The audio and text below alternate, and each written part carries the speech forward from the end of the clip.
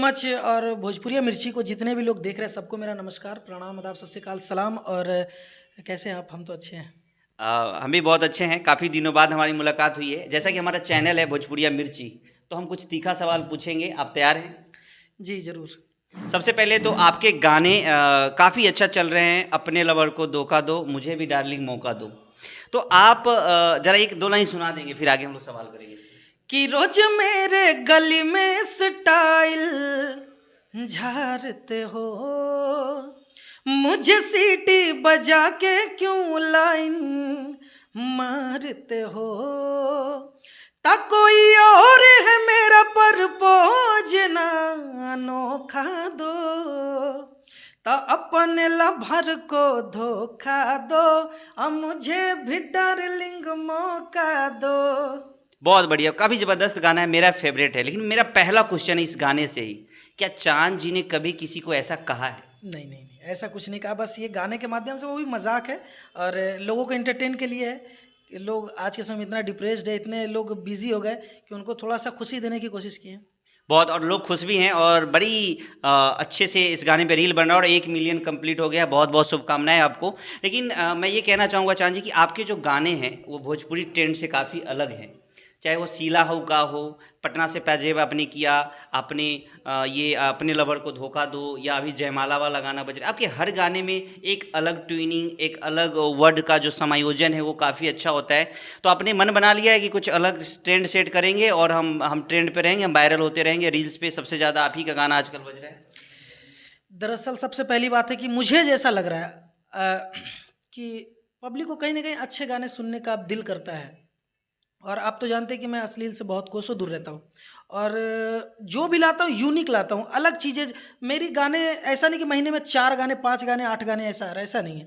1 से 2 गाने आते हैं तो उतना सोचने का समय लेते हैं हम लोग कि जब तक हम लोग चीज़ें अलग नहीं लाएंगे ना मार्केट में, मुझे अलग तरीके से लोग नहीं देखेंगे। और आज अगर मुझे अलग कैटेगरी में लोग रखते हैं, मैं फेस तो लाता नहीं हूँ लेकिन उसके बावजूद भी लोग मेरे फैंस हैं और बहुत ही प्यार करते हैं लोग। तो ये हमारे अच्छे चीज़ों का नतीजा है और अलग कुछ करने का नतीजा है। जी, बिल्कुल। और एक और सही में दर्शकों का भी ये काफ़ी क्वेश्चन आता है और लोग कहते हैं कि चांद जी का गाना कम आता है। गाने बजते हैं, बट एक गाने के बाद एक गाने के बीच में लंबा गैप हो जाता है। हाँ, इंतज़ार बहुत बड़ी चीज़ होती है। बेहतर चीज़ लाने के लिए जी, थोड़ा जी, समय बेहतर लगता है। चीज़ लाने के लिए इंतज़ार। और मुझे भी अच्छा नहीं लगता है कि मैं लेट करूँ, लेकिन क्या है कि चीज़ें जब तक वो आएगी नहीं जो आपको पसंद आए, तो वो चीज़ लाने में मज़ा नहीं आता है ना। वैसे तो बहुत सारे लोग हैं कुछ भी गा के रोज़ डालते हैं, तो ऐसा काम नहीं करना है ना। चलिए, आपको आने वाले सभी सॉन्ग के लिए शुभकामनाएँ। अब थोड़ा-सा आपके पर्सनल लाइफ़ पे हम जानना चाहेंगे। जैसा मैं आपको जानता हूँ, हम और चांद जी बहुत अच्छे दोस्त भी हैं, और ये है कि आपका एक सफ़र का शुरुआत होता है जमुई जैसे ज़िले से, जिसके बाद बिहार का बॉर्डर ख़त्म होता है। जमुई एक मगही बोले जाने वाला क्षेत्र है, वहाँ से आप आते हैं। फिर भोजपुरी की तरफ आपने रुख कैसे किया? कैसे एक बैंड में शायद आप गाते थे, वहाँ से सूर संग्राम के राउंड में, थर्ड वाले सीजन में आप थे, वहाँ से आज इतने बड़े स्टारडम लेवल तक की हर जगह लोग चांद जी को जानता है, हर जगह उनके गाने बज रहे हैं। तो ये सफ़र कैसा रहा? आप हमें एक बार बताएंगे हमारे दर्शकों को, कि ये लोग जानना चाहते हैं कि चांद जी को अब सब लोग जान गए हैं, लेकिन चांद जी कैसे यहाँ तक पहुँचे हैं, ये लोगों को जानना है। देखिए, सबसे पहले मैं वास्तविकता में जब लगभग 7-8 साल का था, मैं बहुत स्ट्रगल करके आया हूँ और घर की आर्थिक भी वही मतलब आर्थिक स्थिति बहुत अच्छी नहीं थी। जी। तो उस चीज़ों को मुझे खुद उठाना पड़ा जी। और मैं बैंड पार्टी में गाता था। ये मैं दोस्त हूँ आपका, इसलिए ज़्यादा हाँ, मैं गाता था, लेकिन क्या है कि एक जुनून था। पहले मैं हिंदी गाना गाता था कि क्योंकि मैं भोजपुरी को जानता नहीं था, भोजपुरी से मैं बहुत दूर था। कुछ गाने थे जो जानता था, जैसे क्या कि लॉलीपॉप लागेलू, ये सब गाना मैं सुना था, सानिया मिर्जा का नथुनिया, तो सुनता था, डीजे पे बजते थे, लेकिन मेरा चॉइस हमेशा हिंदी में रहता था।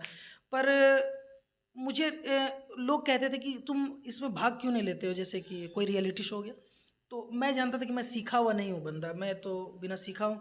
तो मुझे अपनी औकात पता था कि मैं हिंदी में नहीं जा सकता हूँ अच्छा, उस वक्त। आप एक सेकंड रुकिएगा, आपको कि आपने सीखा कहीं नहीं है, नहीं, नहीं। आपने कहीं जाके क्लास नहीं लिया और अब इतना बढ़िया गाते हैं कि लोगों का दिल आप जीत लिए। हाँ, तो उसी चीज़ों का जुनून होता था कि मतलब मैं क्यों नहीं कर सकता हूँ। मेरे पास वो आर्थिक नहीं था कि मैं सीखूँ, और मेरे पास वो समय भी नहीं था क्योंकि मैं उस वक्त काम भी करता था, बचपन से ही काम करते आया हूँ, कभी किसी के दुकान में, कभी कहीं।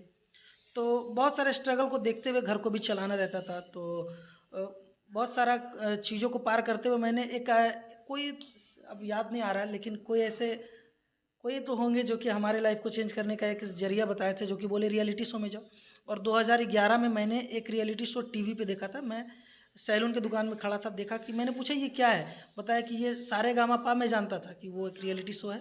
हाँ, तो वो सब मैं कभी भी कहीं पे मैं देखता था, किसी के यहाँ टीवी है तो उसके यहाँ जाकर देखता था। तो बताया कि ये भोजपुरी का है। तो मैं बोला भोजपुरी, अब गाना सुनना पड़ेगा।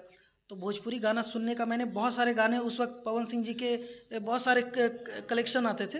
तो मैंने एक छोटा सा मोबाइल था मेरे पास, सैमसंग का था, तो उसमें मैंने भराया था MP3। और मैं 2011 में उनको भराया और सुनना शुरू किया। तो मुझे अजीब सा लगता था, शब्द भी नहीं आ पाता था मेरे जुबा पे, क्योंकि हम लोग मगही बोलते थे, खैमी रे जैमी रे। भोजपुरी काफ़ी अलग है, मगही बोलते हैं। हाँ, तो मुझे समझ में नहीं आता था कि मैं गाऊंगा कैसे। लेकिन उतने दिनों मतलब ऑडिशन का 1 डेढ़ महीने से मतलब पहले मुझे ऑडिशन के बारे में पता चला था, टीवी पे मैंने देखा।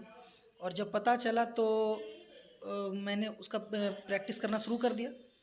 फिर मैंने जाकर कुछ मतलब अंदर से मतलब ऐसा कुछ किया कि नहीं, अब मतलब हो सकता है मैं ऑडिशन दे सकता हूँ। हाँ, तो मैंने ऑडिशन दिया मुजफ्फरपुर जाकर। तो पहले बार तो पहला राउंड सिलेक्शन हुआ, दूसरा राउंड, लेकिन वहाँ पे बहुत सारे ऐसे ऐसे लोग मिले जिससे बहुत कुछ सीखने को मिला। लगा कि अरे यार, हमसे तो कितना अच्छा अच्छा गाने वाला यहाँ है यार। हमको तो लग रहा था हम ही राजा हैं, लेकिन ऐसा नहीं है। मतलब मुझे लगा कि मेरे बस की चीज़ नहीं है भाई, चलो अब वहीं काम वाम करो, बैंड पार्टी में ही गाओ, वही काफ़ी है हमारे लिए। लेकिन फिर बोले कि नहीं, ऐसा नहीं, एक बार और हिम्मत करते हैं। तो पटना में ऑडिशन था, पटना में दिया। और सपोज डेट मेरा जो है ना एकदम सिलेक्शन हो गया। मैं हैरान था कि आखिर सिलेक्शन कैसे हो गया। कैसे हो ना गया? मेरा भोजपुरी शब्द है, मैं भोजपुरी भी ढंग से नहीं गा पा रहा हूँ। लेकिन पता नहीं वो कैसे सिलेक्शन किए। धनंजय मिश्रा जी थे, अभी वो इस सूर दुनिया में संग्राम आप थर्ड वाले? नहीं, सुर संग्राम में, सुरों के महासंग्राम, सूरों के महासंग्राम, जिसमें कि सॉरी। हमारे साथ पार्टिसिपेंट नील कमल भैया थे, कंपोजर शुभम तिवारी जी थे, और शायद बलवीर जी बहुत सारे थे ऐसे सिंगर जो अभी इंडस्ट्री में हैं वैसे लोग, और वो लोग सब थे। तो उस वक्त वो कलेक्शन जो मैंने ले गया था, वो नीलकमल जी भी मुझसे मांगे थे, भाई मेरे को ये कलेक्शन दे दो। तो मैं शुरू से ही उनका बहुत रिस्पेक्ट करता था, और बहुत हमसे मजाक भी करते आएंगे थे। नीलकमल जी वाले क्वेश्चन पे आएंगे, जरा ये स्टोरी लाइफ वाला हमें बता हाँ, दीजिए। तो वहाँ से आप फिर चले मैंने गए? वहाँ किया, और वहाँ पर जाने के बाद मैं 1-2 राउंड में इससे ये हो गया था। तो मुझे लगा कि अगर मैं यहाँ तक आ सकता हूँ तो मैं आगे भी जा सकता हूँ। मैंने प्रैक्टिस करना और कड़ा कर दिया, और जुनून भर लिया अपने अंदर कि अब और कुछ करना है। मतलब मुझे ये हिम्मत मिल गया था कि अब मैं कुछ कर सकता हूँ। फिर 2013 दिसंबर में ऑडिशन आया सुर संग्राम तृतीय का। मैंने उस वक्त तक मैं मतलब प्रिपेयर हो चुका था इतना कि मैं ऑडिशन, अपने आप पर मुझे विश्वास हो गया था कि इस बार मुझे कोई नहीं काटेगा सिलेक्शन से। और मैं पहली बार ही गया पटना, ऑडिशन सिलेक्शन होके मैं चला गया। फिर दिल्ली गया, कुछ राउंड के बाद वहाँ भी मैंने चला, और मेरा फिर ये एलिमिनेट हो गया मैं। उसके बाद फिर धीरे धीरे धीरे धीरे मैं होप खोज रहा था कि कोई तो ऐसा उम्मीद मिले। क्या कोई रास्ता बने कि मैं हाँ, आगे? और उस सुर संग्राम में जाने में बहुत सारे लोगों का हाथ था, क्योंकि मेरे पास पैसे होते नहीं थे। अब यहाँ से दिल्ली जाना है तो मेरे पास इतने पैसे नहीं है कि मैं वहाँ तक जा सकूँ। तो मेरे गांव में बहुत सारे थे, एक बबलू अंकल थे, एक राजेश सर थे, बहुत सारे ऐसे थे जो कि कट गया क्या, बहुत सारे ऐसे थे जो कि मुझे सपोर्ट किए, पैसे से किए हैं, हौसले से किए हैं। तो उन लोगों ने मुझे सपोर्ट किया और वो मुझे भेजे। और फिर मैं वहाँ से एलिमिनेट होकर जब आया तो मेरे अंदर और ज़्यादा जुनून भर गया कि अब तो मैं करूँगा, क्योंकि जब मैं यहाँ तक जा सकता हूँ, मेरा जैसे जैसे मतलब मैं आगे जाता गया, मेरा उम्मीद बढ़ता गया। मैं ऐसा नहीं, मैंने बहुत कुछ देखा था, ऊंचाई नीचाई, ऊपर उठना नीचे गिरना, मैं करता रहा। और लास्ट मेरा 2018 मैं पटना आया कि कोई उम्मीद नजर आए जो आप मुंबई 2018 तक रहे? मुंबई नहीं, मुंबई तो मैं सुर संग्राम में गया, फिर आ गया था वापस। फिर मैं काम धाम करने लगा था क्योंकि मुझे घर की भी जिम्मेदारियां संभालनी थी। फिर 2018 को मैं एक गाना बनाने आया था छोटू रावत जी के पास, एगो बेवफा से हमके प्यार हो गया, जो कि आज समथिंग 3 मिलियन है। उस वक्त वो गाना बजा था। तो वो गाना जब मैं डमी करने आया था तो एक शख्स मिला था, विनीत बाबा करके नाम था। उन्होंने कहा भाई मैं, चलो मैं, हम लोग साथ रहते हैं, कुछ काम किया जाएगा। मैंने बहुत स्ट्रगल किया, ना उनके पास पैसा था ना हमारे पास पैसा था, बहुत मतलब कई बार तो मैंने पानी पी के भी दिन दिन भर गुजारा था। तो वैसे करते करते मेरी तबीयत ख़राब हो गई और वो गाना हिट हो गया था, लेकिन मेरी तबीयत इतनी ख़राब हो गई थी, कि आप उसके बाद वापस वापस घर चले गए क्योंकि अब मेरी हिम्मत नहीं थी कि मैं गा सकूं। फिर मैंने बैक किया 2022 में। 2022 में मैं मुंबई जनवरी में गया था रोशन हेगड़े जी के पास, और रोशन हेगड़े जी के पास मैंने कंपोजिंग करना शुरू किया। फिर वहाँ पर मुझे मुलाकात हुई बहुत सारे लोगों से, और उस वक्त बात वहीं एक मैं रुकना चाहूँगा, नीलकमल जी की भी कुछ कहानी है जो आप हाँ मुझे हाँ हाँ बताइए। हाँ, नीलकमल जी की भी कहानी है, वो भी बताएंगे। तो वहाँ से मुझे बादल खान जी से बात हुआ था, जी। वो मेलोडी करते थे उस वक्त। तो उनसे बात हुआ तो वो कहे कि मेरे पास आ जाओ, मैं करता हूँ साथ मिलकर। तो वहाँ पे भी मुंबई में भी दिक्कत हो रहा था मुझे, क्योंकि सिर्फ काम करने से नहीं होगा, मुझे आर्थिक भी संभालना होता था और घर को भी देखना होता था। तो मैं वापस यहाँ आ गया और मैंने कुछ गाने को तैयार किया था कि मैं ये गाना गाऊंगा। उम्मीद है मुझे, जो हम लोग सब मिलकर एक गाना बनाए थे, पटना से पाजेब। पटना से पाजेब, उस पे भी आएंगे, लेकिन एक चीज़ मैं बताना चाहूँ दर्शकों की, काफ़ी स्ट्रगल भरा सफ़र रहा है और बोलते बोलते भाई कई बार इमोशनल हो गए। और जो इस तरीके के जो है कठिनाइयों से लड़कर जो आगे बढ़ता है, वो इस तरह निखर कर सामने आता है। आपके सामने में रिजल्ट है कि आज भाई इतने बड़े बड़े गाने 100 मिलियन, 85 मिलियन, 65 मिलियन के गाने दिए हैं। तो आगे आप कंटिन्यू करेंगे। तो मैं बादल खान जी के पास आया था। फिर उनके पास आने के बाद बहुत सारी उम्मीदें मिली और वो बहुत हेल्प किया हमारे। ऐसा नहीं है, देखिए जो अगर हेल्प करे ना, उनका नाम लेना चाहिए, और मैं खुल के लेता हूँ। मुझे इस चीज़ों से ज़रा भी संकोच नहीं होता है कि कौन मेरे साथ नहीं किया या कौन किया। जो नहीं किया मैं उनका नाम नहीं लेता हूँ, लेकिन जो किए उनका नाम लेता हूँ।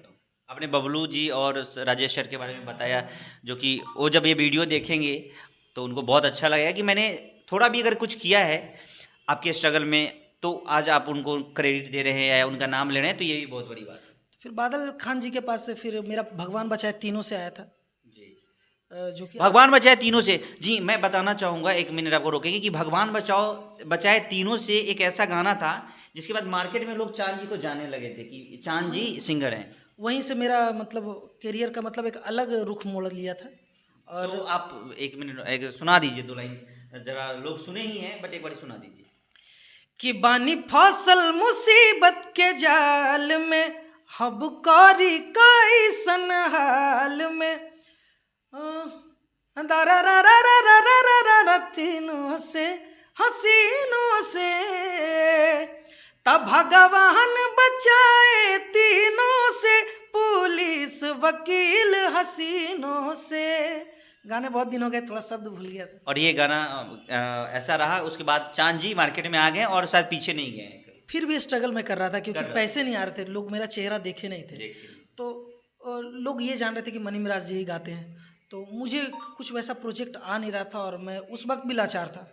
उस वक्त भी मुझे लगा कि मतलब अभी भी मेरा कुछ नहीं होगा, लेकिन उसी वक्त आप लोग एक प्रोजेक्ट लेकर आए थे, पटना से पाजेब। और पटना से पाजेब के बाद फिर मेरा करियर वहाँ से पलटा है, और उसके बाद अब की लगन में जय जय बा मैंने मेहनत जारी रखा। मैं सिंगर तो था ही, लेकिन अपने स्ट्रगल को देखते हुए मैंने गाना भी खुद लिखना शुरू किया था।